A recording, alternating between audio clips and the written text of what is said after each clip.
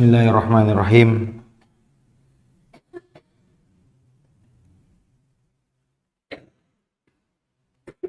Assalamualaikum warahmatullahi wabarakatuh. Alhamdulillahi rabbil alamin. Maliki yaumiddin. Asyhadu an la ilaha illallah wahdahu la syarika lah, ilahul awwalin wal akhirin. Wa asyhadu anna Muhammadan abduhu wa rasuluhu sayyidul mursalin. Allahumma salli wa sallim wa barik ala nabiyyina wa ala alihi wa ashabihi ajma'in. Amma ba'du. Para hadirin dan hadirat jamaah Masjid Ma'had Tahfiz Abdullah bin Mas'ud yang dirahmati Allah Subhanahu wa ta'ala. Pada hari ini kembali kita akan melanjutkan pembahasan kita mengenai tafsir Juz Amma, dan kita sudah sampai pada pembahasan surah An-Nazi'at, dan kita sekarang masuk ke bagian kedua ya, dari surah Juz Amma ini. Afwan, bagian ketiga ya, al-mawdu'u tsalits, yakni berbicara tentang ba'du ayatillahil kauniyah ad-dallah ala qudratihi ala kulli syai'. Yakni di sini sebagian dijelaskan tentang sebagian tanda-tanda kekuasaan Allah secara kauniyah dalam penciptaan alam semesta, untuk menunjukkan kekuasaan Allah atas segala sesuatu. Jadi di antara metode Allah Subhanahu wa ta'ala meyakinkan manusia akan adanya hari kebangkitan adalah Allah Subhanahu wa ta'ala memerintahkan kita untuk memikirkan, melihat bagaimana alam semesta Allah ciptakan sebagai bukti bahwasanya dialah Allah Maha Kuasa. Ya, sama dengan kita nggak yakin. Ya, ada orang nggak yakin sama kita. Bisa katakanlah tukang mebel kan. Bisa nggak Pak bikin mebel begini? Terus kita ragu-ragu, kayaknya Bapak nggak bisa ya. Lalu kita tunjukkan yang lebih besar dari ini Bapak lihat ini. Itu aja bisa, apalagi ini. Gitu. Ini ada lemari besar atau ada rumah. Ya. Nah itu. Jadi kalau kamu tidak percaya, ini aja lebih besar aja bisa, apalagi cuma bikin meja, kira-kira begitu. Nah, mari kita lihat. A'udzubillahi minasyaitonirrajim, ayat selanjutnya. A antum asyaddu khalqan amis sama' banaha rafa'a samkaha fasawwaha. Kata Allah Azza wa Jalla, ya, apakah engkau wahai orang-orang, wahai manusia, ini pertanyaan istifham takrir ya. Kalimat tanya untuk menetapkan. Jadi ada kalimat tanya untuk mengingkari, ini kalimat tanya untuk menetapkan. Ya, ada yang untuk mengingkari. Ya, kalimat tanya untuk mengingkari. Ini kalimat tanya untuk menetapkan. A antum asyaddu khalqan, ya. Yakni menetapkan qudratullahi ta'ala 'alal ba'thi wa ma yasha. Apakah kalian wahai manusia, atau penciptaan kalian wahai manusia, ya, apakah lebih hebat daripada langit yang telah dibangun oleh Allah Subhanahu. Maknanya, mana yang lebih hebat penciptaannya? Kau manusia atau alam semesta ini? Yaitu langit. Sama banaha. Rafa'a samkaha fasawwaha. Dialah Allah yang meninggikan samkaha, yakni atapnya. Meninggikan atapnya. Yang kalau kita lihat langit ini ya, ya tinggi ya. Kemudian ya sempurna. Ya. Ma tara min futur, tidak ada kau lihat celah, tidak ada kekurangan ya. Coba lihat nih atap-atap masjid kita ini. Pasti ada kadang-kadang ada yang gompal, ada yang tidak ada yang sempurna ciptaan makhluk. Adapun ciptaan Allah Subhanahu wa taala sempurna. Ya. Fasawwaha, dan menyempurnakannya. Ya. Langit pertama saja ikhwah, itu ada berapa lapis langit? Sab'a samawat. Ya, langit pertama saja kata ahli yang itu belum semua bisa dilihat. Saya pernah masuk museum, itu langit pertama itu ribuan miliaran kan planet, bintang, ya, dan semua dengan alat yang paling canggih belum semua bisa dilihat.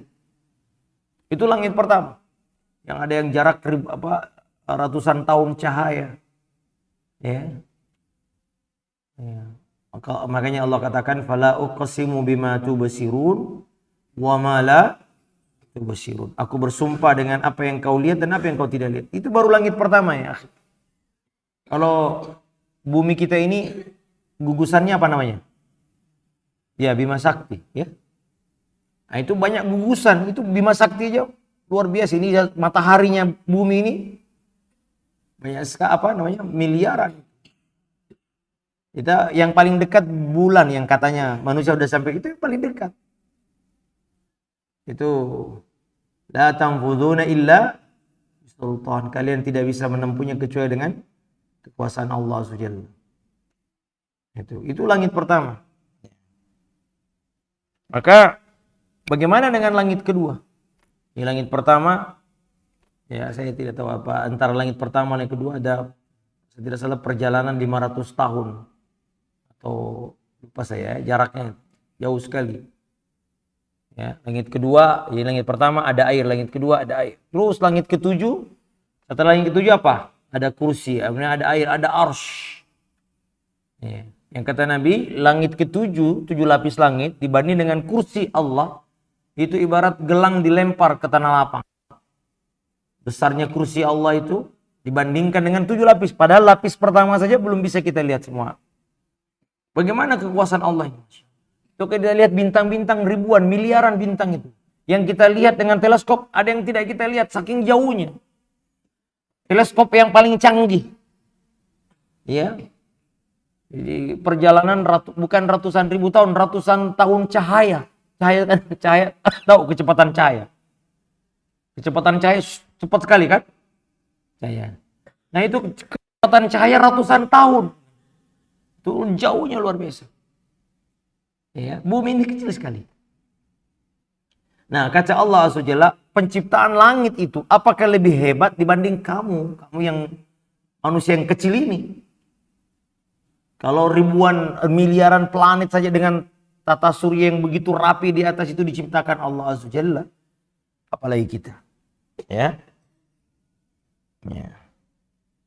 Jadi kata Imam Al-Qurtubi rahimahullah ta'ala dalam tafsirnya, beliau mengomentari ayat ini. Kata beliau, akhalqukum ba'dal mauti ashaddu 'indakum wa fi taqdirikum amis sama.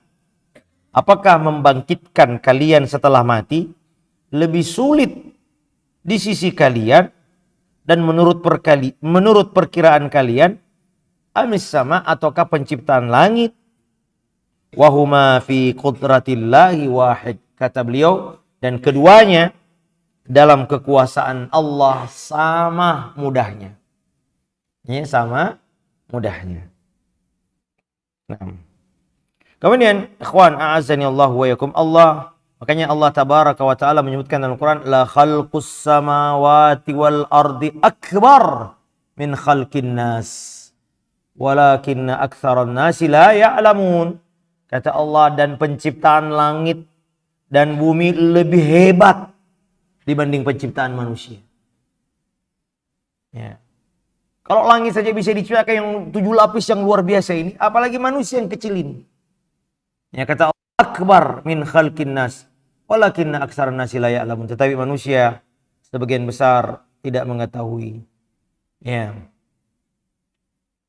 Nah, ini juga kekuatan bahasa Al-Quran yang begitu dahsyat. Coba lihat, Allah Ta'ala menggunakan kalimat, a'antum asyaddu khalqan amis sama banaha. Ini menggunakan istifham, kalimat tanya yang tidak butuh jawaban. Semua orang tahu. Ya. Kamu lebih hebat penciptaan langit atau kamu yang lebih hebat? Gak ada yang tidak, semuanya tahu jawabannya. Ini pertanyaan yang tidak perlu dijawab. Ya. Ya, ini pasti as-samad, tanpa ada perdebatan. Hanya orang yang pandir yang mengatakan manusia lebih hebat. Ya. Nah, karena itu, kenapa kalian tidak percaya adanya hari kebangkitan? Ya. Kalau langit saja bisa diciptakan, apalagi kamu. Dulu kamu juga dulu tidak ada. Bahkan ketidakadaan manusia tidak ada yang parah. Hal ata 'alal insani hinun minad dahri lam yakun syai'an madhkura. Manusia dulu tuh jangankan tidak ada, disebut aja enggak. Kata para ulama, ini ketidakadaan yang parah. Ada sesuatu tidak ada tapi masih bisa disebut. Ya, ini disebut aja enggak. Apalagi ada. Dulu kita, saya tanya kamu ya. 50 tahun yang lalu, ada yang nyebut-nyebut nama kamu? Sultan Salahuddin nanti 50 tahun lagi nanti kan jadi imam di Masjid An-Nahl. Enggak ada yang nyebut. 50 tahun lalu nggak ada yang nyebut-nyebut antum. Oh, ada Adi dari Makassar. Nggak ada yang nyebut-nyebut. Dia nanti ada pesawat. Nggak ada yang nyebut. Ada sesuatu belum ada tapi masih bisa disebut. Nanti tahun 2020 apa tuh 2030 nanti akan ada handphone begini. Belum ada barangnya tapi masih disebut. Lah kamu jangankan ada, disebut aja enggak. Lam yakun syai'an madhkura. Berarti itu ketidakadaan yang sangat-sangat parah. Allah ciptakan. Apalagi pernah ada. Ya, nah itu lebih mudah. Baik.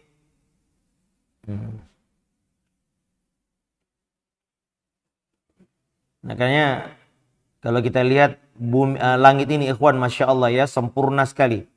Ya, Allah Ta'ala katakan alladzi khalaqa sab'a samawatin tibaqa ma tara fi khalqir rahman min tafawut. Tidak ada sedikit aib, celah, kekurangan. Farji'il basara hal tara min futur. Allah Ta'ala katakan, coba ulang lagi. Ada enggak? Sampai Allah 2 kali itu. Lihat, ada enggak kekurangan? Ada enggak cacat itu ciptaan langit itu? Farji'il basar. Ulangi lagi penglihatanmu. Hal tara min futur.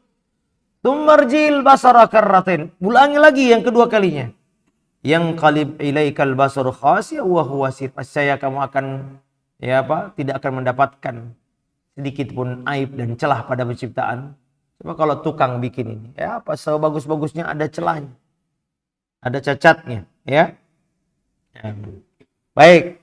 Saya selanjutnya, wa aghtasha lailaha wa akhraja duhaha. Nah, dialah Allah aghtasha. Aghtasha itu maksudnya menjadikan gelap. Ya, dialah yang menjadikan malamnya gelap. Ya. Aghtasha itu artinya menjadikan gelap. Azlama lailaha, menggelapkan malamnya. Ya, maksudnya ja'alahu ghatishan, menjadikannya gelap. Ya. Dan ini ya akhi, lihat.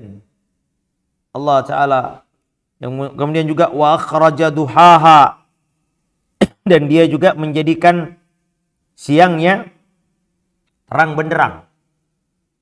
Yang antum pikir ini begitu aja. Kita sudah lama merasakan malam siang pergantian, malam gelap, siang terang. Wa ja'alna al-laila wan nahara ayataini famahawna ayatal lail. Ya, famahawna ayatal laili wa ja'alna ayatan nahari mubsirah. Yaitu litabtaghu fadlan min rabbikum وَلِتَعْلَمُوا عَدَدَ السِّنِينَ وَالْحِسَابِ وَكُلَّ شَيْءٍ فَصَّلْنَاهُ تَفْصِيلًا. Yang menjadikan malam dan siang 2 tanda-tanda kekuasaan kami. Itu kan kita lihat. Allah Ta'ala sering menggunakan tanda-tanda kekuasaan. Langit, bumi, siang, malam. Karena itu yang nampak. Pergantian siang malam itu ada yang ngatur anak-anakku sekalian. Yulijul laila fin nahar wa yulijun nahara fil lail. Allah memasukkan siang ke dalam malam, malam ke dalam siang. Maksudnya apa itu? Malamnya terkadang lebih panjang. Coba lihat maghrib, terkadang mundur, terkadang maju. Subuh ya. Nanti subuh itu nanti akan ada jam 4 ya enggak? Sekarang 4.40, nanti subuh lebih panjang, berarti apa? Lebih panjang malamnya. Nanti siangnya lebih pendek, bisa juga nanti siangnya lebih panjang. Itu kalau di Indonesia tidak terlalu terasa. Kalau di negara-negara yang dekat dengan kutub selatan atau utara kelihatan. Pak Ustadz pernah di Turki. Nah, ke Turki itu maghrib jam 3 sore. Enaknya di sana buka puasa. Maghribnya jam 3 sore, subuhnya jam 6. Ya, jadi malamnya panjang enak. Itu kalau musim dingin. Kalau musim dingin, masya Allah enak banget di situ puasa. Udah nggak panas, dingin. Siangnya cuma sebentar. Ya, bahkan ya ada yang di atas lebih dekat lagi kutub utara, ada 6 bulan siang terus. Ada juga 6 bulan malam terus. Nggak ada siang dan malam di sana. Ada yang cuman katanya baru aja selesai taraweh udah sahur. Ya, jadi malamnya cuma sebentar. Jadi sebentar taraweh, langsung habis taraweh langsung sahur, puasa lagi. Hampir 22 jam. Nah, kebalikannya kalau lagi musim Allah alam itu malamnya panjang sekali, siangnya matahari cuma sebentar. Enak puasa ya, cuma 2 jam puasa. Habis sahur, habis itu tidur sebentar, bangun udah buka lagi. Allahu Akbar. Nah, siapa yang memperjalankan ini? Allah Subhanahu wa Ta'ala. Untuk apa Allah Ta'ala menjadikan siang malam? Ya itu, kalau malam untuk istirahat, kemarin sudah kita bahas toh. Ya, dan siang untuk litabtagu fadlam mir rabbikum, agar kalian mencari karunia dari Allah Subhanahu wa Ta'ala. Aina fayyat wa alhamdulillah. Baik.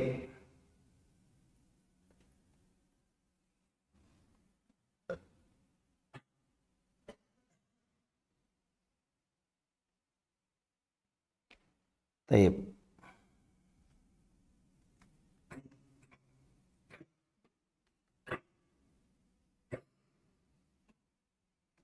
Lanjut ya. Wal arda ba'da dzalika dahaha. Ya, kemudian setelah itu Allah Ta'ala menghamparkan bumi ini. Jadi hampar maksudnya itu dijadikan bisa untuk kita bermobilitas. Kalau gunung ini ada hanya lembah gunung semua. Ada dataran yang luas di mana manusia bisa melakukan perpindahan dari satu tempat ke tempat yang lain. Dan juga maknanya menghamparkan, Allah Ta'ala siapkan segala sesuatunya. Ya, untuk kita manusia. Ya.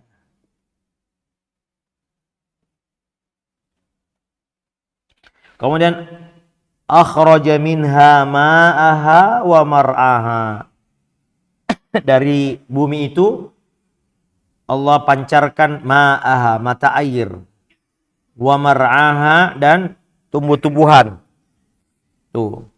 Kita lihat ikhwan bagaimana kata Allah Azza wa Jalla dalam ayat lain, alam tara annallaha anzala minas sama'i ma'a. Ya, tidakkah engkau melihat Allah Ta'ala menurunkan dari langit bumi, fasalakahu yanabi'a fil ard thumma yukhriju bihi zar'a, lalu Allah Ta'ala mengeluarkan dari bumi itu zar'an mukhtalifa, tumbuh-tumbuhan yang bermacam-macam, alwanuhu, warna-warninya. Thumma yahiju fatarahu musfarra thumma yaj'aluhu hutama inna fi dzalika ladzikra liulil albab. Kemudian dia setelah itu akan mengering, lalu kemudian menguning, kemudian menjadi hitam. Lihatlah bagaimana perumpamaan kehidupan, seperti tumbuhan tumbuh, lalu kemudian coba lihat tumbuhannya itu menguning, setelah menguning apa? Dia akan layu, jadi hitam, kemudian tidak ada. Itulah kehidupan dunia. Ya, nah, lihat bagaimana Allah Ta'ala menjadikan kehidupan seperti itu. Demikian juga kehidupan kita. Ya, dialah Allah Ta'ala menjadikan kita dari tidak ada menjadi kemudian tumbuh, kemudian jadi tidak ada. Ya, ya. Dan ini ya akhi menunjukkan apa? Seluruhnya Allah Ta'ala memuliakan manusia. Walaqad karramna bani Adam. Kami telah memuliakan manusia di atas makhluk-makhluk yang lain. Jadi semuanya untuk kita. Ya, coba lihat Allah Ta'ala, Allah menyiapkan untuk kalian. Allah menurunkan untuk kalian. Mata'al lakum. Sebagai kesenangan buat kalian. Seluruhnya untuk kalian. Wa ja'ala lakum ma fil ardh. Allah Ta'ala menjadikan semua bumi ini untuk kalian. Untuk kita hidup. Ya, coba lihat katanya kalau ada manusia bertempat tinggal di sebuah tempat hutan. Antum lihat. Binatang-binatang pergi semua. Ya kan? Seolah-olah mereka mengatakan, wah inilah penguasa. Wasta'marakum fiha. Allah menjadikan kalian pemakmur bumi. Khalifatun fil ard. Ya, kita ini penguasa di muka bumi. Ya manusia. Makhluk lain Allah ciptakan untuk berkhidmat kepada kita. Allah Ta'ala muliakan manusia dengan banyak nikmat ya akhi. Coba lihat makanan. Saya pernah ngomong ya bagaimana, coba lihat. Itu pernah lihat kambing enggak? Kambing itu makannya cuma apa? Rumput. Sapi makannya cuma rumput. Tapi dari kecil sampai besar rumput terus. Tapi badannya gede. Jadi tulang, jadi darah. Coba. Hanya dari satu makanan Allah Ta'ala bisa mampu. Rumput terus. Dia makan. Rumput itu pun tidak pernah ada rumput uduk. Apalagi rumput kalau kita kan ada nasi uduk, nasi padang, apalagi nasi liwet, ya nasi goreng, wah macam-macam. Nasi bakar sekarang juga ada. Coba kalau kita cuma dari nasi aja, bisa Allah Ta'ala mampu. Dengan nasi terus aja kita makan, nggak perlu yang lain, nggak perlu buah-buahan. Tapi bisa tumbuh seperti, coba lihat, dari sapi waktu lahir mungkin 10 kilo. Setelah setahun, 2 tahun jadi 100 kilo. Coba. Dari mana? Cuma rumput. Artinya Allah Ta'ala berikan kita nikmat buah-buahan berapa. Coba minum jus. Tuh ya, nasi macam-macam ya. Tadi malam antum apa? Iftarnya apa? Soto Padang ya? Langsung satu lagi apa? Nasi apa itu? Enak sekali, jadi macam-macam. Tumbuhan banyak sekali. Makanan bervariasi agar kita tidak bosan. Ya. Allahu Akbar. Nah ini. Kemudian wal jibala arsaha. Kemarin kita sudah bahas juga ini. Dan Allah Ta'ala menjadikan gunung itu dipancangkan dengan kokoh. Sehingga gunung itu, makanya kalau penyair selalu menjadikan gunung itu sebagai lambang apa? Gunung itu kalau dalam syair-syair, lambang apa? Lambang apa? Laksana gunung. Apa? Maksudnya apa? Ayatna. Lambang apa itu gunung? Simbol apa gunung? Kekuatan tekad. Lambang kebesaran, kekuatan hati, kekuatan tekad. Ya. Jadilah seperti gunung. Maksudnya apa? Maksudnya kokoh, teguh, nggak mempan dengan ujian dan cobaan, tidak akan bisa melemahkannya itu. Ya kan ya? Gunung itu lambangnya itu. Karena dipancangkan. Ada yang bisa menggoyangkan gunung nggak? Coba kamu giniin gunung, nggak bisa. Kokoh sekali. Ya. Namun di hari kiamat gunung akan dilepaskan, dijadiin kal ihnil mampush, seperti bulu yang berterbangan. Mata'al lakum wa li an'amikum. Semua itu yang Allah sebut tadi, ya, penciptaan langit, penciptaan bumi, adanya siang dan malam, ya. Kemudian Allah tumbuhkan banyak sekali tumbuh-tumbuhan. Untuk apa itu semua? Kata Allah, mata'al lakum wa li an'amikum. Itulah kesenangan untukmu, wa li an'amikum, dan ternak-ternak kalian. Ya. Dan ya akhi, untuk apa semua ini? Agar kita mensyukuri nikmat Allah Subhanahu wa taala. Allah, coba lihat betapa banyak di dalam Quran Allah Ta'ala katakan wasakhkhara lakum. Apa artinya wasakhkhara lakum? Menundukkannya untukmu. Allah tundukkan untukmu. Makanya akhi, hidup ini harus banyak bersyukur. Tapi kata Allah, wa qalilum min ibadiya syakur. Kalau kita lihat, Masya Allah, udara ini coba lihat, gratis kan? Itu kalau kita lihat waktu kemarin pandemi, itu tabung oksigen mahal sekali tuh. Orang bisa bernapas kalau dikasih udara itu satu tabung itu berapa ratus ribu satu tabung. Karena kita ini sudah banyak berapa kilo kita oksigen yang kita minum gratis. Iya. Ya, Allah Ta'ala menciptakan semua ini untuk kita agar kita bersyukur kepada Allah Subhanahu wa Ta'ala, ya. Ya. Taib. Ini Allah Ta'ala menjadikan perkara-perkara yang besar sebagai dalil untuk adanya perkara yang kecil. Kemudian perkara yang banyak untuk perkara yang sedikit. Ya. Ya.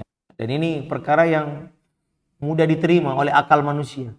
Kalau yang besar saja bisa, apalagi yang kecil. Kalau yang banyak saja bisa, apalagi yang sedikit. Ya. Ya, kecuali orang yang lalai tuh hatinya berpaling. Akal manusia, oh iya. Kalau matahari, bulan saja bisa diciptakan, ditundukkan. Ya, apalagi kita ini. Ya. Taib. Dan ini juga ikhwan, kita merasakan bagaimana ya kekuasaan Allah untuk mengatur alam semesta ini. Kulla yaumin huwa fi, Allah Ta'ala tabaraka wa ta'ala setiap hari sibuk ya mengatur alam semesta ini. Wala yauduhu hifdzuhuma, tapi Allah tidak berat untuk melakukan itu semua, dan Allah tidak butuh partner, tidak butuh sekutu untuk itu semua. Baik. Kemudian Allah Subhanahu wa Ta'ala, oh ya, kemudian ini juga ada faedah di sini, ikhwan, bahwasanya ya ada hal-hal yang manusia tidak boleh menguasai satu sama lain. Apa? Yang kata Nabi, an-nasu syuraka. Manusia itu bersekutu dalam apa? Yang tidak boleh dikuasai satu pihak. Pertama air. Kemudian apa? Belkala, rumput-rumputan. Di Indonesia kan ada sumber daya dimiliki oleh semua apa itu? Saya lupa undang-undangnya itu. Semua sumber daya, air tidak boleh diperjualbelikan, itu milik manusia. Ya, rumput-rumput juga begitu, api juga begitu. Ini 3 sumber kehidupan yang asasi yang tidak boleh ada orang yang menguasai. Kalau boleh dikuasai oleh negara, tapi untuk apa? Diserahkan kembali ke rakyat. Tidak boleh diperjualbelikan. Tapi kok Ustadz, banyak orang jual beli air mineral. Yang kita beli bukan airnya, tapi prosesnya. Itu air itu sampai diproses, jadi bisa sehat, lalu kemudian dibotolkan. Ya, itu kan butuh tenaga kerja. Nah, itu kita beli itu. Tapi airnya tidak boleh. Ya, tidak boleh diperjualbelikan. Api juga begitu. Ini mungkin api itu barang-barang apa ya? Mungkin batu bara atau apa gitu. Kemudian juga rumput. Ya. Ya.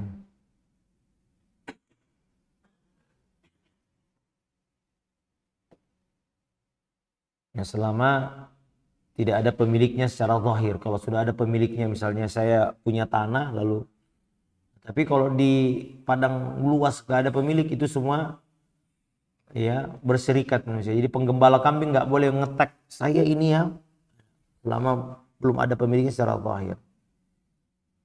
Baik, kita lanjut ayat berikutnya. Nah ini ya akhi, apa namanya, masuk ke apa namanya, tema yang keempat ya, tema yang keempat. Dan kita habiskan surah An-Nazi'at ini, dan ini sekaligus anak-anakku adalah pertemuan terakhir kita sebelum antum libur ya. Karena saya juga hari Senin insyaallah taala akan berangkat untuk melaksanakan itikaf. Ya. Berarti ini pertemuan terakhir kita, maka kita habiskan ya.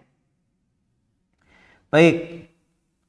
Al-mawdu' ar-rabi', ini tema keempat dari surah An-Nazi'at, adalah masirul ibadi yaumal ba'ts alladzi muntaha ilmuhu 'inda Allah taala. Keadaan para hamba pada hari kebangkitan yang kesudahannya ada di dalam ilmu Allah Subhanahu wa taala. Kita nggak tahu ya. Hanya Allah taala yang tahu kesudahan kita di hari kiamat nanti. Apakah di surga ataukah di neraka. Dan kapan terjadinya hari kiamat, semua ilmunya ada di sisi Allah Azza wa Jalla. Baik, fa idza ja'ati tammatul kubra. Ya. Maka apabila datang tammah, malapetaka, al-kubra, yang besar. Kenapa hari kiamat disebut tammah, malapetaka? Karena semua orang merasakan kedahsyatannya. Jadi malapetaka yang berlaku umum. Ya. Meliputi segala sesuatu yang tidak ada yang bisa lepas. Sampai para nabi dan rasul alaihimussalatu wassalam juga merasakan dahsyatnya hari kiamat. Maka disebut dengan at-tammatul, malapetaka. Kadang-kadang ada malapetaka, ya akhi, hanya kampung ini yang kena bencana. Ada gempa bumi. Di mana Pak? Daerah sana. Kita enggak. Nah, ini malapetaka meliputi semua manusia. Tammatul kubra. Ya. Kemudian Allah Azza wa Jalla, ya, yauma yatadzakkarul insanu ma sa'a. Ya, hari itu, hari kebangkitan, manusia akan teringat apa yang telah dia kerjakan. Ikhwan, nih. Jadi tadi di tema ketiga, Allah Ta'ala menampakkan kekuasaannya di alam semesta sebagai dalil akan kekuasaannya untuk membangkitkan manusia. Nah, maka di sini Allah Ta'ala kemudian masuk ke tema berikutnya. Allah menjelaskan bagaimana keadaan manusia nanti di hari kebangkitan. Ada yang celaka, syaqi, ada yang sa'id, yang bahagia. Ya. Karena ya akhi, penetapan adanya kebangkitan berarti berkonsekuensi adanya al-jaza. Antum percaya adanya hari kebangkitan berarti di dalamnya kita percaya bahwasanya di sana ada pembalasan. Ya.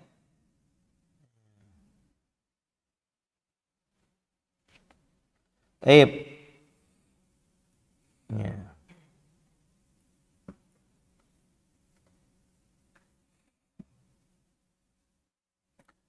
Ya.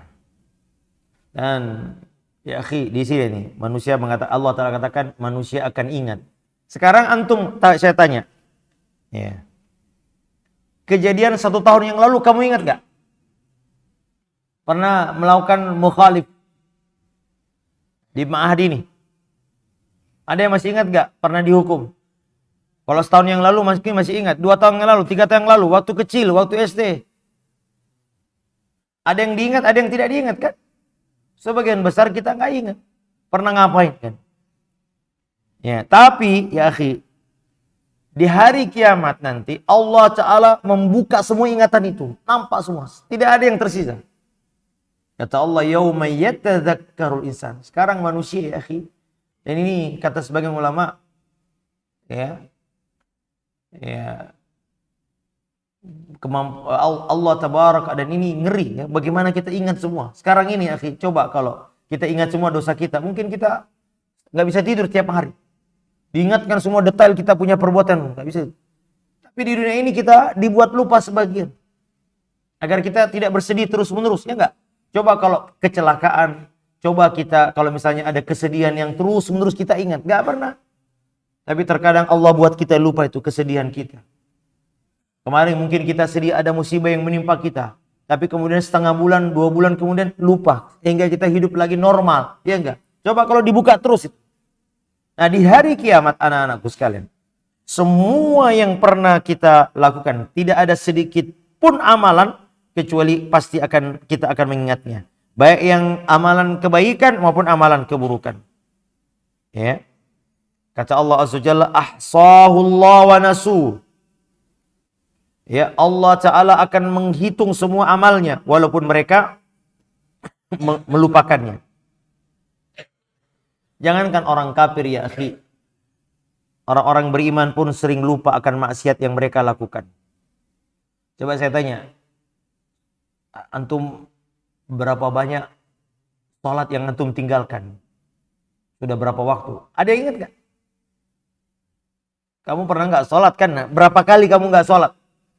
Tapi nanti di hari kiamat semua akan diingat. Ini segini. Berapa kali kamu melakukan gibah? Berapa orang yang kamu gibai? Kita nggak tahu, banyak Ustadz. Ya, oke. Nanti di hari kiamat Allah tunjukkan, ingat semua ini yang pernah kita gibah. Ya. Akan dibukakan semua oleh Allah SWT catatan-catatannya. Bagaimana? Kaki menjadi saksi, mulut menjadi saksi, telinga, mata, semua anggota tubuh kita akan jadi. Bahkan kulit pun juga akan berbicara. Ya, kulit pun kulit antum ini akan dijadikan saksi dan berbicara di hari kiamat. Dan ini makanya merupakan hari yang sangat dahsyat. Nah, ya.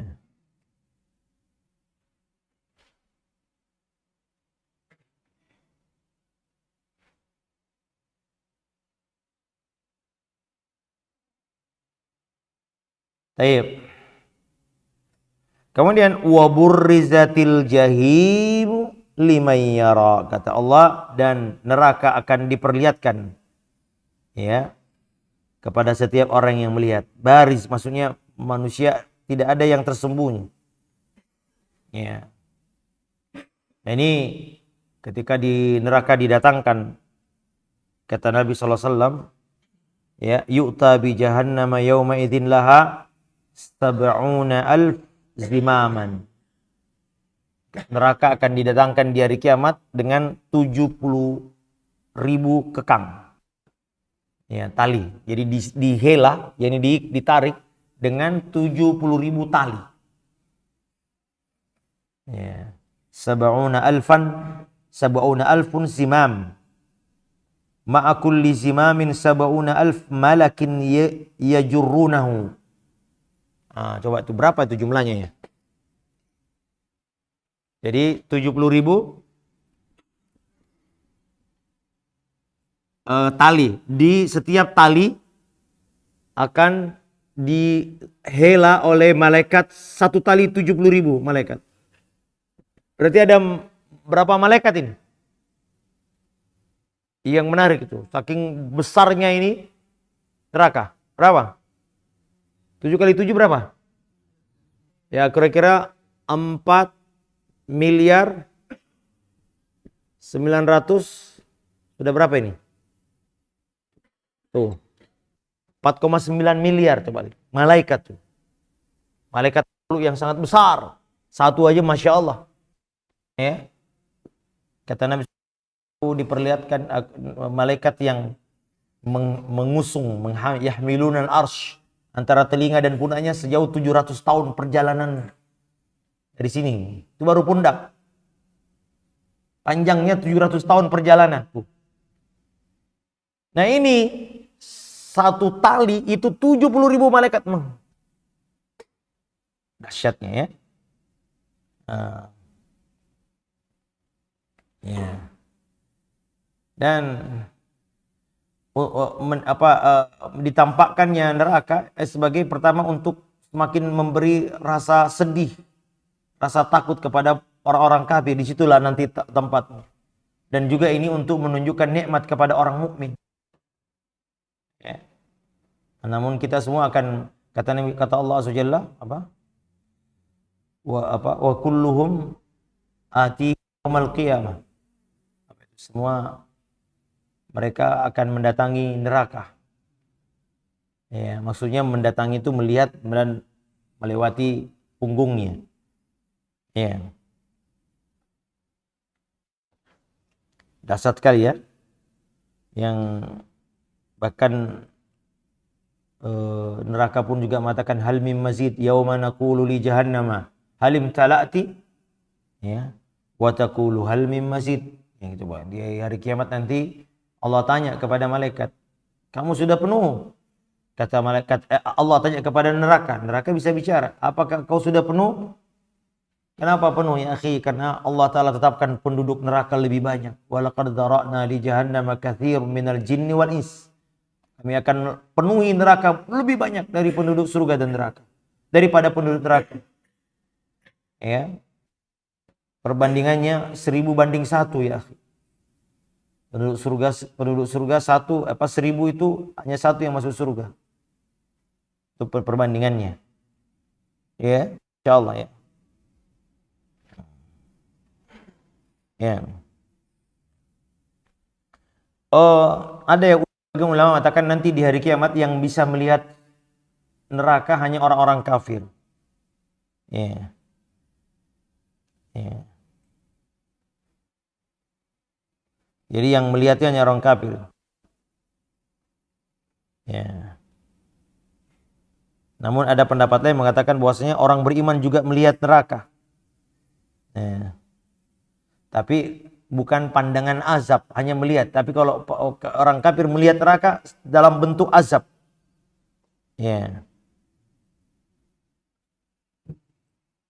Jadi adapun orang beriman hanya diperlihatkan yang mengantarkannya kepada syukur nikmat.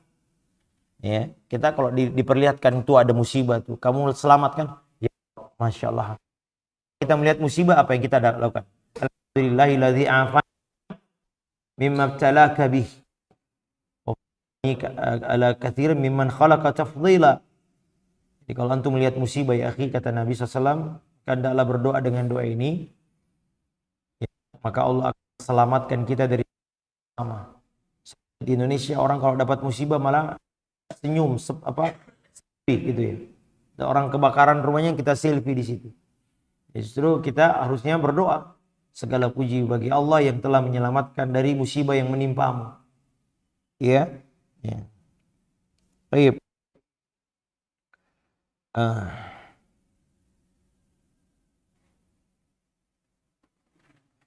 Kemudian fa'amma man tagha. Nah, inilah setelah Allah Ta'ala memperlihatkan neraka, ya.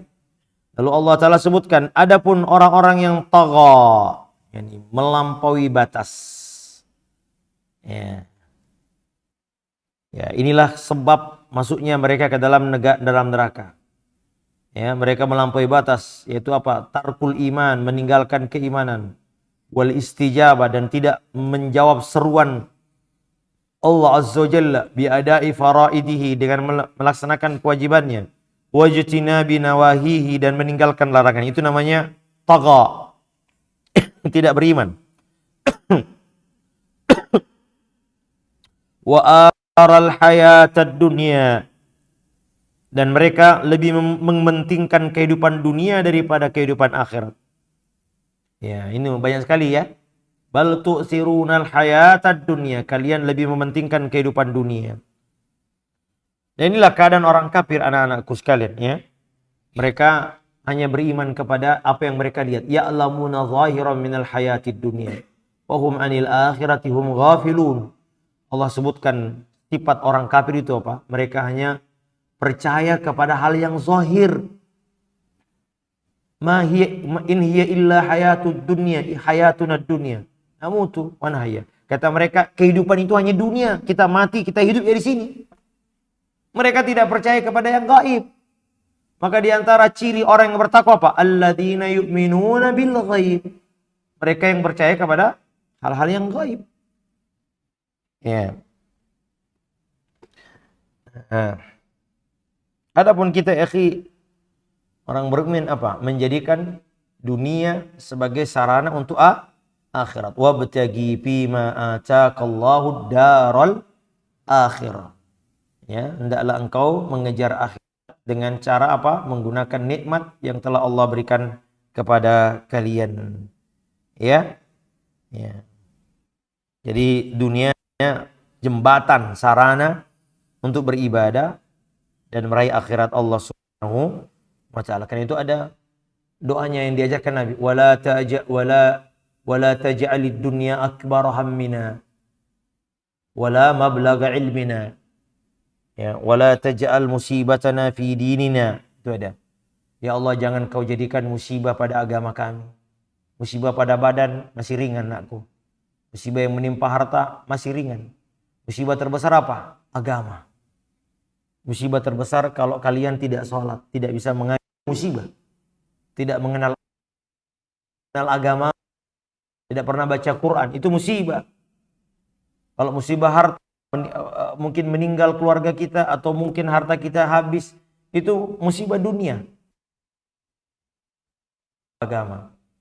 Ya, wala taj'al hammina, jangan engkau jadikan dunia ini akbar hammina, tujuan terbesar kami. Wala mablagha ilmina, dan puncak ilmu kami. Nggak ada ilmu yang dia tahu kecuali ilmu dunia. Ya. Ya. Imam Hasan Al-Basri rahimahullah menafsirkan ya'lamuna zahiran minal hayati dunia, mereka hanya mengetahui perkara-perkara yang nampak. Kata beliau, kau dapati orang kafir, kau kasih dia dirham, dia nggak lihat dirhamnya, dia cuma gini-giniin, dia bolak-balik tangannya, dia tahu ini berapa gram, ini berapa gram, dia tahu. Oh, ini saking pinternya, ya, detailnya masalah dunia dia tahu semua. Permainan bola dia tahu, oh ini akan begini. Coba lihat tuh, dia tahu perkara dunia yang nampak saja. Adapun akhirat dia tidak percaya. Taib, kayaknya ikhwan, kita ini mencari dunia tapi tidak lupa akhirat. Coba lihat, yang dipuji-puji Allah siapa? Kata Nabi SAW, di hari kiamat ada 7 orang yang akan diberi lindungan. Di antaranya siapa? Rajulun qalbuhu mu'allakum bil masajid. Laki-laki yang hatinya terikat dengan masjid. Orang ini ada di luar masjid atau di dalam masjid? Saya tanya. Hah?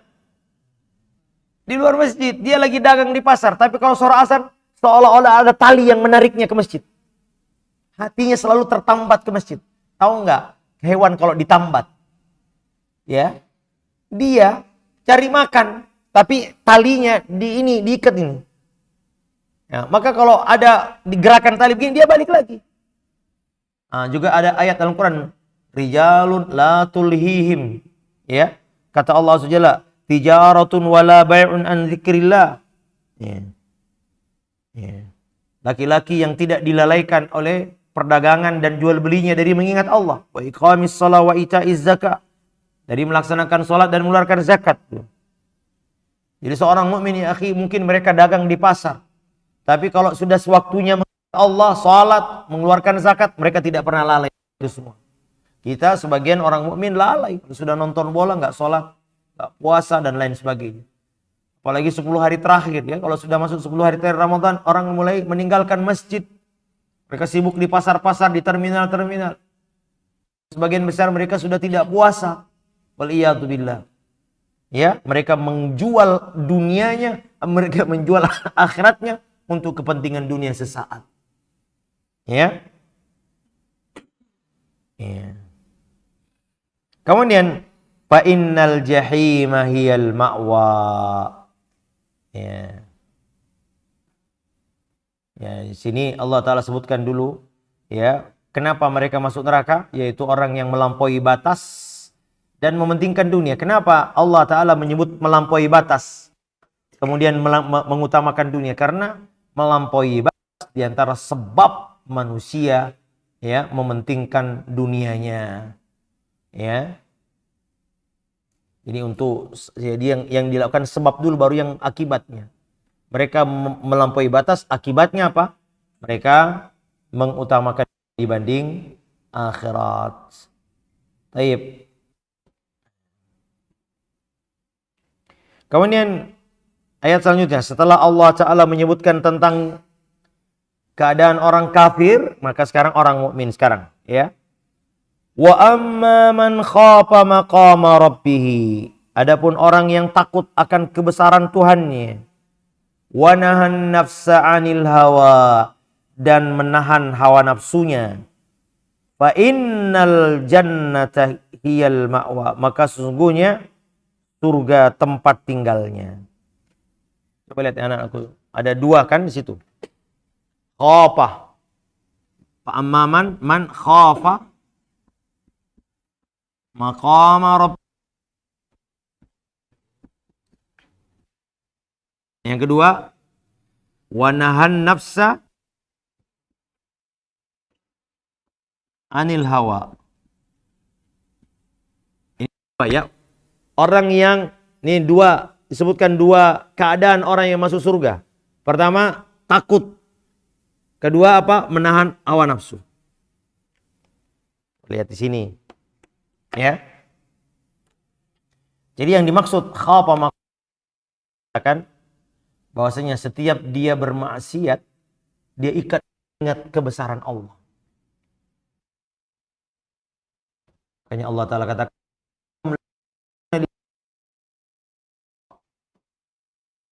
Ya. Makanya kata para ulama, man asallah fahuwa jahil. Siapa yang bermaksiat maka dia jahil, bodoh akan kebesaran Allah, keagungan Allah SWT. Jadi anakku, setiap kalian bermaksiat itu artinya apa? Tidak tahu akan kedudukan Rabbmu. Sama dengan kalau kau melanggar peraturan, berarti kamu bodoh. Bodoh di sini ada yang mengatakan bodoh akan akibat dari maksiatnya. Ya. Seandainya manusia tahu bahwasanya kalau saya bermaksiat akibatnya di dunia dan akhirat seperti ini, mereka tidak akan bermaksiat. Tapi yang dimaksud maqama rabbih, setiap dia mau bermaksiat, dia ingat akan kebesaran Rabb. Ingat kan? Ada hadis Nabi SAW menceritakan ada seorang laki-laki yang mau berzina kan? Yang sudah lama wanita ini dia sukai, tapi wanita ini menolak. Tiba-tiba wanita ini datang minta uang karena kesulitan. Tapi dengan syarat dia mau diapa-apain. Ya, ketika sudah mau berzina, dia sudah pasrah wanita ini mengatakan ittaqillah. Takutlah kepada Allah. Langsung berhenti dia. Apa yang dia ingat ketika dia ingat dia takut kepada Allah Subhanahu. Ya, maka anak-anakku ya hendaklah kalian takut ya. Lihat TV, lihat HP, lihat takutlah kepada Allah, nak. Ya, lihat Allah Ta'ala yang besar. Allah Ta'ala maha besar, maha kuasa. Lihat, ingatlah akan kebesaran Rabb. Kedudukan Rabb. Ya. Ya. Ya, ketika dia sendirian di rumahnya, dia buka-buka HP. Ya. Dia melihat mau buka-buka aurat gitu, tiba-tiba dia ingat, ya Rabb, bukankah Allah Ta'ala melihatku? Maka dia meninggalkannya. Nah, itu yang akan masuk surga. Ya.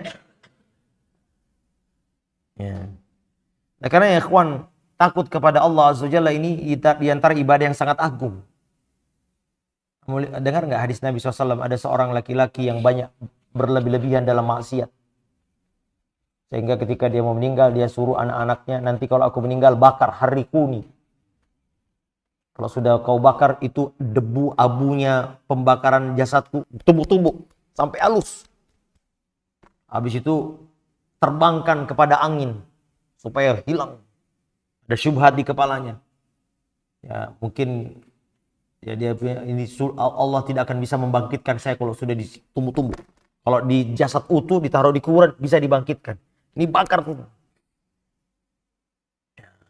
Kemudian Allah Ta'ala berkata, ya ard ajmi'i maafik.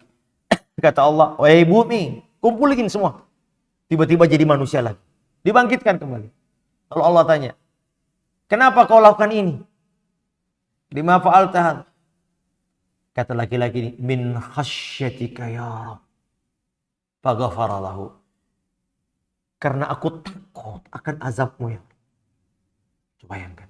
Banyak dosanya.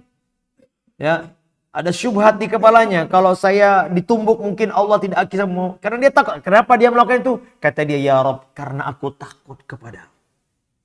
Maka Allah mengampuni dosa laki-laki. Lihat, bagaimana takut. Kalian kan hidup teratur di pesantren, Masya Allah ya, Naya.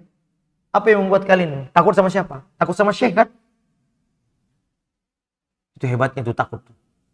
Itu baru takut sama manusia. Allah lebih utama kita untuk takut kepadanya. Ya kan saya lihat kalau syekh marah kalian semua tunduk ini, ya enggak? Lihat CCTV. Itu dengan manusia. Kenapa enggak takut sama Allah Azza wa Jalla? Yang kekuasaannya meliputi segala sesuatu.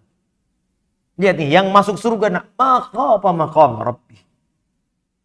Siapa yang takut akan kedudukan Rabb? Tidakkah kalian ketika bermaksiat, anak-anakku, makanya ada suatu perkataan para salaf, saya agak lupa ini, Ibrahim An-Nakhi mungkin. Iya. Apa itu?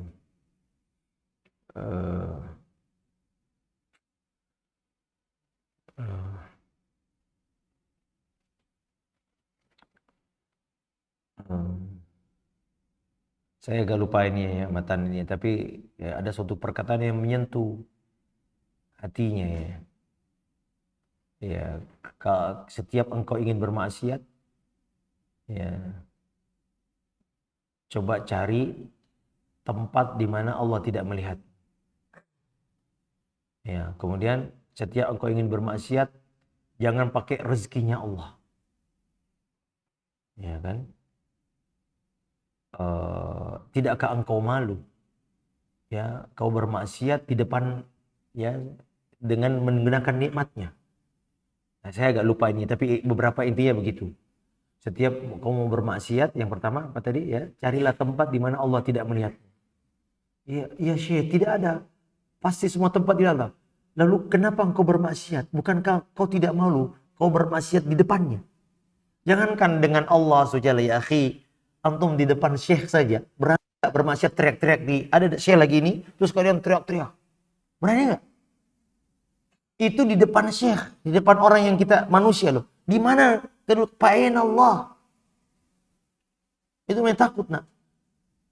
Ini penting antum anak-anak muda ini kadang-kadang nggak punya rasa takut kepada Allah. Ketika buka HP, semua berselancar seolah-olah nggak bahwa Allah tidak melihat kita. Di mana rasa takutmu kepada Allah? Mana kebesaran Allah saja? Fa amma man khafa maqama rabbi, kedudukan Rabb yang maha besar. Kalau kau bermaksiat, cari bumi lain selain bumi Allah. Di mana ini bumi Allah? Tidakkah engkau malu bermaksiat di rumahnya? Ya kan? Ini rumah Allah, ini bumi Allah, Allah yang ciptakan. Kau bermaksiat dalamnya, malah malu kamu. Kalau kau bermaksiat pindah. Kemudian apa lagi ya saya jangan gunakan nikmatnya. Kalau mau bermaksiat, ya bagaimana mau bermaksiat, semua ini nikmat Allah. Badanku nikmat Allah. Hartaku nikmat Allah. Ya jangan pakai. Masa kau pakai nikmat Allah yang Allah berikan kepada kamu gak malu? Habis itu pemuda ini mengatakan, ya Rabb, wahai aku bertobat. Ya. Atau ada lagi kalau saya bilang, kalau kau bermaksiat, nanti kalau malaikat maut datang, usir dia. Tidak mampu ya Rabb, bagaimana mau saya usir? Lalu kenapa kau bermaksiat? Bukankah setiap saat kalau ajalmu datang, tidak ada yang bisa menolakkan?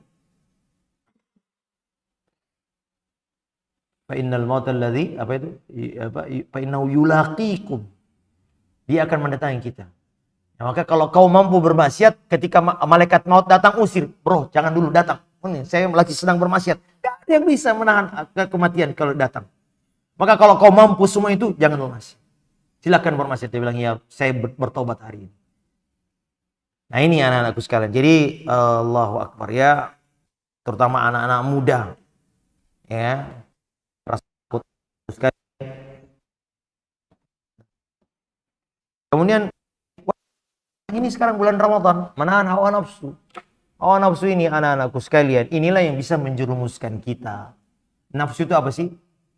Ya, mailu taba'in nafs ila ma yulaim. Kecondongan jiwa kepada sesuatu yang disenangi. Jiwa ini anakku condong kepada yang disenangi, syahwat.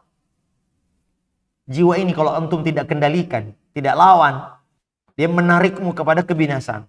Innan nafsa la'ammaratun bisu.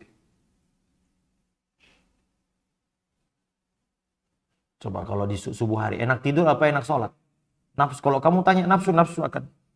Makanya ada namanya mujahadatun nafs, bersungguh-sungguh. Bahkan Imam Ibnu Qayyim mengatakan ada 4 jenis jihad. Jihad yang pertama, jihad melawan hawa nafsu. Ini yang paling pokok. Ini jihad yang paling asasi. Kemudian yang kedua, jihad melawan syaitan. Kemudian yang ketiga, jihad melawan orang kafir. Kemudian yang keempat, jihad melawan orang munafik. Dan pelaku zalim ya. Orang-orang zalim atau bid'ah. Tidak bisa kita melawan setan anak-anakku atau melawan orang kafir sebelum antum bisa melawan hawa nafsumu.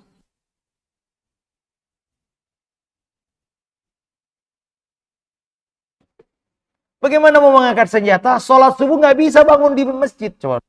Itu hawa nafsu.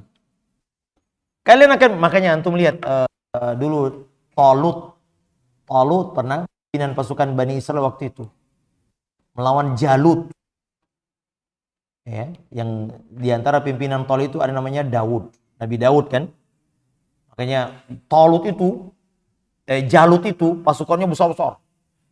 Nah, makanya sering disebut dengan kalau ada orang kecil melawan orang besar namanya apa? Sering orang David and Goliath. Seperti bagaikan David and Goliath. Nah, Talut pernah memimpin pasukan melawan Jalut ini. Pasukannya besar banyak. Allah Ta'ala kemudian disebutkan Al-Quran, innallaha mubtaliikum binahar faman syariba minhu falaysa minni. Ya, faman lam yat'amhu. Ya, di depan kita ini, wahai pasukan, di depan kita ini ada sungai. Mereka sudah berjalan berhari-hari dalam keadaan haus. Lalu ada sungai di depan mereka. Kata pimpinan pasukannya Talut, di depan kalian ada ujian datang dari Allah. Siapa yang minum air, dia bukan pasukanku. Silakan mundur. Siapa yang meminumnya, illa man ightarafa ghurfa, kecuali hanya sekeduk air saja, maka itu bagian dari saya. Ternyata kata Allah Azza Jalla, sebagian besar meminum. Bagaimana mau melawan pasukan musuh Allah kalau musuh yang ada dalam dirinya saja dia nggak mau mengendalikan? Itulah hawa nafsu, anak-anakku sekalian. Nah, berjihad melawan hawa nafsu ini kata Imam Ibnu Qayyim ada 4 fase. Pertama, berjihad dengan menuntut ilmu, kemudian mengamalkannya, kemudian mendakwahkannya, kemudian sabar dalam berdakwah. Inilah jihadnya orang melawan hawa nafsu. Jadi kalian ini anak-anakku menuntut ilmu ini mengendalikan hawa nafsu. Hawa nafsu tidur ngantuk, coba nih pada semua ngantuk kan? Melawan hawa nafsu. Kita sudah pengen tidur, kata Syekh jam 11 baru selesai halaqah. Tuh, melawan hawa nafsu. Satu hari, satu wajah harus hafal. Tapi kita nggak mampu, pengennya tidur jasmani, nafsu ini selalu ingin menarik kita kepada kesenangannya. Apa kesenangan hawa nafsu? Dituruti, diperturutkan syahwatnya. Ini. Jadi makanya Allah Ta'ala katakan wajahiduhum bihi jihadan kabira. Berjihadlah dengan Al-Quran tuh. Jadi kalian duduk di sini, di ma'had ini, akhi, ini jihad. Ini pokok jihad, termasuk jihad melawan hawa nafsu. Kalau antum gagal di sini, bagaimana mau mengangkat senjata? Dan itulah hebatnya puasa. Puasa mengendalikan hawa nafsu. Syahwat kita ingin sekali makan minum. Tapi meninggalkannya. Apa yang mendorong kita meninggalkan makan dan minum? Karena mentaati perintah Allah. Ingin mendekatkan diri kepada Allah. Padahal sanggup kalian. Ya enggak? Kau masuk kamar mandi, makan, minum, gak ada yang tahu. Hawa nafsu. Tapi kita karena kita ingin menuruti perintah Allah agar kita dekat Allah. Itulah puasa. Ya. Itu. Wa nahan nafsa anil hawa. Nah, siapa mereka? Fa innal jannata hiyal ma'wa. Maka sungguh surgalah tempat, ya. Makanya Pak Ibnu Rajab Allah mengatakan dunia ini seluruhnya seperti orang yang berpuasa. Kapan kita berbuka? Ketika meninggal. Disitulah kita akan mendapatkan balasan dari perjuangan kita. Makanya Nabi SAW mengatakan, Lis-shaimi farhatani. Orang yang berpuasa memiliki 2 saat kegembiraan. Kapan? Ketika dia berbuka. Yang kedua, ketika dia bertemu dengan Allah Azza Jalla. Maka Imam Rajab mengatakan dunia ini bagi orang yang beriman adalah puasa. Meninggalkan semua apa yang dibenci, apa yang disenangi oleh hawa nafsu. Mengendalikan hawa nafsu kita. Yang nafsu selalu ingin diperturutkan keinginannya. Maka kita mengendalikannya. Anak sekalian. Kapan kita berbuka? Kata Imam Ibnu Rajab, ketika kita meninggal, di situ Allah Ta'ala menampakkan kegembiraan kita. Kita lapangkan alam kubur kita. Kemudian ditunjukkan di sini nanti tempatmu di surga. Allahu Akbar. Ya, di dunia ini seperti berpuasa. Ya. Banyak yang tidak boleh. Ya. Makanya ya nak ya, hati-hati dengan hawa nafsu kita ini, ya. Baik, kemudian yas'alunaka 'anis sa'ati ayyana mursaha. Mereka bertanya kepadamu, wahai Muhammad, kapan hari kiamat? Ini pertanyaan ejekan sebetulnya. Ya. Kalau memang benar hari kiamat ada, wahai Muhammad sallallahu alaihi wasallam, ya. Kapan terjadi? Itu ejek namanya. Sindi apa ya, mengejek. Ya. Ya. Ya, dalam rangka untuk mengejek. Ya, maka dia ulangi terus pertanyaan itu sampai akhirnya disebutkan oleh sebagian ahli tafsir, Nabi Shallallahu Alaihi Wasallam bertanya kepada Allah Azza Jalla, kapankah hari kiamat itu datang? Ini sebagian ahli tafsir dalam tafsir Al-Qurtubi. Ya, maka Allah turunkan ayat ini, fi anta min dzikraha. Untuk apa kau menyebutkan waktunya? Ya. Jadi seolah-olah Allah berkata kepada Nabi, jangan bertanya tentang kapan hari kiamat. Laisa sya'nuka, ini bukan urusanmu. Ya. Ya. Atau Allah Ta'ala mengingkari orang musyrik yang menanyakan hari kiamat kepada Nabi Sallallahu Alaihi Wasallam. Ya. Ngapain mereka bertanya tentang hari kiamat? Ini bukan urusan mereka. Ya, engkau juga tidak tahu. Ya, karena pengetahuan tentang hari kiamat ada di sisi Allah Subhanahu wa Ta'ala. Jangankan Jibril saja tidak tahu. Ketika Jibril tanya kepada Nabi, mata sa'a, kapan hari kiamat? Kata Nabi, manil mas'ul bi'alam minas sa'il. Ya, orang yang ditanya tidak lebih tahu daripada yang bertanya. Ya. Kemudian ila rabbika muntahaha. Kepada Rabb mula dikembalikan kesudahannya. Ini ketentuan waktunya. Ya. Kata Allah, qul innamal ilmu indallah. Surah Al-Mulk, wa innama ana nadhirum mubin. Sesungguhnya itu adalah milik Allah. Ilmu tentang hari kiamat milik Allah Azza wa Jalla. Kemudian innama anta munziru man yakhshaha. Muhammad, engkau hanya memberi peringatan bagi siapa yang takut. Ya, orang kafir tidak takut, maka dia tidak akan mendapatkan faedah dari peringatan. Ya akhi, antum yang beriman, inilah kita yang beriman yang mendapatkan peringatan tentang hari kiamat. Ya. Kemudian Allah Azza wa Jalla katakan ka'annahum yawma yarawnaha lam yalbathu illa asyiyatan aw duhaha. Pada hari itu ketika mereka melihat adanya hari kiamat, maka mereka seakan-akan ya hanya sebentar tinggal di dunia. Melainkan seperti waktu sore. Waktu sore lama enggak? Kita sore antara asar sampai ke maghrib lama enggak? Pagi juga begitu. Tak terasa. Aw duhaha. Jadi tatkala nanti orang-orang kafir melihat dahsyatnya hari kiamat, mereka baru sadar bahwasanya ya mereka ya akan kekal dalam neraka, kemudian di dunia hanya sementara. Ya. Jadi dalam Al-Qur'an juga disebutkan dalam surah Al-Ahqaf, ka'annahum yawma yarawna ma yu'aduna lam yalbathu illa sa'atan min nahar. Ya, ketika mereka melihat mereka akan kekal di hari kiamat, dan inilah bahkan orang kafir mengatakan, ya laitani qaddamtu li hayati.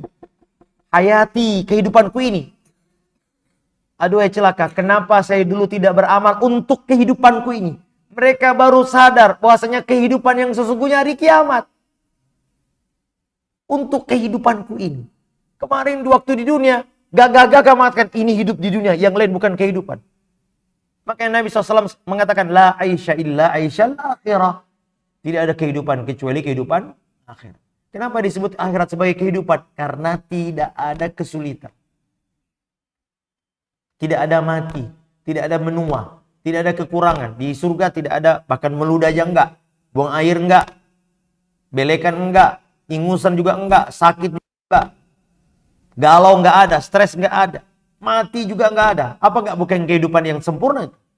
Allahu Akbar. Itulah kehidupan yang hakiki. Taib anak-anak sekalian, ya. Jadi coba lihat, kalau kekekalan dibandingkan dengan angka. Berapa tuh? Ya. Jika dalam matematik misalnya, jika 100 tahun dibandingkan dengan kekekalan, tidak ada bandingannya. Ya. Dan kebanyakan waktu kita, ya akhi, coba lihat, saya ini hitung-hitungan. Katakanlah kita 60 tahun. Usia balik berapa? 15 tahun kata Nabi kan? Tinggal berapa nak? Hah? 60 dikurang 15 berapa? 45. Jadi yang kita pakai kan 15 kata Nabi, rufi al-qalam. Orang yang belum balik itu diangkat pena. Artinya nggak usah. Sudah balik semua kan? 15 tahun. Kita ini gak ada, argonya belum jalan. Gak ada dosa, gak ada ini. Nah, kemudian berarti yang kita pakai untuk betul-betul hidup 45 tahun. Kalau umur kita 60 tahun loh ya. Dan kata Nabi, umur umatku ma baina sittin ila sabain, 60 sampai 70. 45 tahun ini yang real kamu pakai. Sekarang saya tanya, tidur berapa jam sehari? 8 jam. Kali 45 tahun tuh. Berarti kalau 24 jam dibagi 8 berapa? Berarti sepertiga. 45 itu sepertiganya berapa? Saya nggak tahu matematika. Hah? 15 tuh. Iya betul. 15 ya. Berarti 45 dikurangi 15 berapa? Hah? Benar. 30. Tinggal 30 tahun. Kurangi tidur tuh. Jadi kalau ada umur orang 60 tahun di dunia, ingat. Cuma 30 tahun dia pakai untuk beramal. Belum tidurnya. Allahu Akbar. Terus dipakai main bola futsal berapa jam? 2 jam per hari. Coba berapa tuh? Dipakai untuk bercanda, pakai nonton game, main HP. Berapa jam per hari? Jangan-jangan 5 tahun umur kita. Itu pun 5 tahun ini main-main banyak. Sholat main-main, puasa main-main. Allahu Akbar. Hanya sempat lihat. Penduduk di dunia, di akhirat nanti, orang-orang hidup di dunia seolah merasa hanya hidup sesaat ketika siang hari. Kalau tidur siang, pernah nggak tidur siang? Kailula berapa jam sih? Terasa nggak kalau tidur siang? Bangun loh, kok udah bangun? Tadi perasaan baru tidur. Demikianlah kehidupan dunia anakku sekalian. Ya, hendaknya kita mengambil pelajaran dari semua ini. Taib, barakallahu fikum. Kita tutup. Sallallahu ala nabiyyina wa alihi sahbihi wasallam wa akhiru da'wana alhamdulillahi rabbil alamin. Kita tutup dengan doa kafaratul majlis. Subhanakallah bihamdika asyhadu an la ilaha illa anta astaghfiruka wa atubu ilaik. Anak-anakku sekalian, sebelum kita tutup, ini kan pertama insyaallah taala hari Senin Ustaz akan melaksanakan umroh sampai lebaran Syawal di sana ya. Nah, aku besok hari Ahad akan ada acara iftar jama'i bersama ayah, abi dan umi antum. Nah, itulah kesempatan juga bagi antum yang sudah pengen pulang sama abi dan umi, kami perkenalkan. Sejatinya harusnya kan tanggal 10 atau tanggal 11 ya, kalau saya tidak salah baru pulang ya. Nah, namun untuk memberi kemudahan, barangkali ada abi, umi antum tidak punya kesempatan bolak-balik, Ustadz hari ini datang, besok pagi datang, kenapa nggak sekalian aja? Oke, kita persilahkan. Dan itu anak-anakku, sekarang hari Jumat, Sabtu, 2 hari ini, coba siapkan segala sesuatu ya nak ya, barang-barang. Nah, kalau libur-libur kemarin kita minta kalian bawa semua pulang barang-barangnya, ya enggak? Tapi ternyata memang ada yang bandal, tidak semua nih. Untuk apa dibawa pulang? Supaya kita bisa menghitung nanti barang yang datang lagi nanti. Jangan barang menumpuk. Nah, biasakan hidup di pesantren itu sederhana aja. Jangan terlalu banyak pakaian. Jangan terlalu banyak barang bawaan. Nanti pesantren terlalu banyak. Cukup 5 pakaian. Kan antum sudah dicuciin. Kalian kan nggak nyuci sendiri. Jadi tinggal atur baik-baik. Nah, caranya gimana? Yang disimpan di loker harus rapi. Saya akan periksa ya. Kalau yang tidak rapi, kita suruh bawa pulang. Rapi. Jadi barang-barang yang ditinggal besok Jumat Sabtu ini, antum rapikan, dicuci, dirapikan, disetrika, taruh di loker. Kemudian tulis apa saja yang ditinggal. Termasuk koper, termasuk sepatu, kasih tahu sepatu 1, pakaian 2, pakaian seragam 3. Ya. baju sholat gamis tuh, tulis di situ. Ya, kalau nggak ditulis nggak boleh, harus bawa pulang. Nah, nanti pada saat antum datang lagi, ya itu ditulis apa itu akan dilihat sudah berapa jumlahnya. Ini sudah ada 2, kamu bawa 5, padahal cuman kesentuhannya, nah, berarti disuruh bawa pulang. Paham itu? Nah itu ya. Namun yang anak-anakku sekalian ingat, Ramadan tidak berakhir dengan kepulanganmu. Ya, walitukmilul iddatah. Kata Allah Azza wa Jalla, sempurnakan bilangan Ramadanmu. Ayat ini kata para ulama, agar jangan sampai ada orang yang berpuasa hanya sebagian saja. Kata Allah, sempurnakan dong. Kalian jangan merasa ya puasa hanya di ma'had aja. Ingat ya anak ya, rob yang ada di pesantren sama dengan ngerob di luar pesantren. Ya, jangan sampai berubah antum di rumah beda, nggak pernah ke masjid, nggak pernah murajaah. Apa yang antum dapatkan di ma'had, kebiasaan itu juga di rumah dilakukan. Ya, soal berjamaahnya, zikir pagi, zikir petangnya itu. Murajaahnya semua sama. Paham tuh? Ya. Kemudian anakku juga saya ingin sampaikan bahwasanya di ma'had kita ini ada program i'tikaf. Siapa yang mau meramaikan masjid kecuali antum? Ya, karenanya saya sangat berharap silakan pulang malam Senin, hari Ahad, tapi Selasa datang lagi untuk melakukan i'tikaf. Boleh 1 malam, boleh 2 malam, tapi harus daftar. Kenapa harus daftar anakku? Karena kita harus koordinasi dengan tim dapur berapa yang akan dibikinkan sahur. Kalau kita bikin 30, ternyata yang cuma datang 10, kan 20 mubazir. Atau kita bikin 10, ternyata yang datang 20. Terus makan di mana? Nggak ada jualan. Kalau sudah mau lebaran nggak ada yang jualan. Dan itu pastikan ya. Tolong catat nak. Ustadz, kan mulai kapan itikaf itu? Nah, itikaf ini nak amalan yang tidak pernah ditinggalkan Nabi SAW. Kecuali ada keperluan, hajat. Untuk apa kita itikaf? Siapa yang tahu? Untuk mencari Lailatul Qadar. Antum tahu nggak Lailatul Qadar apa kemuliaannya, keutamaannya? 1 malam beribadah sama dengan beramal 1000 tahun, 1000 bulan. Anakku coba, kalau kau pedagang, terus ada yang mengatakan, Pak, dagang 1 malam, untungnya buat 83 tahun. Siapa yang nggak mau? 1 malam kita beribadah, cuma 1 malam kita begadang, tapi pahalanya seperti sholat sepanjang 83 tahun. Tanpa makan, tanpa tidur tuh. Dan di situ 1000 bulannya adalah kecuali bulan Ramadan ya. Artinya di luar ada yang tidak ada bulan Ramadan.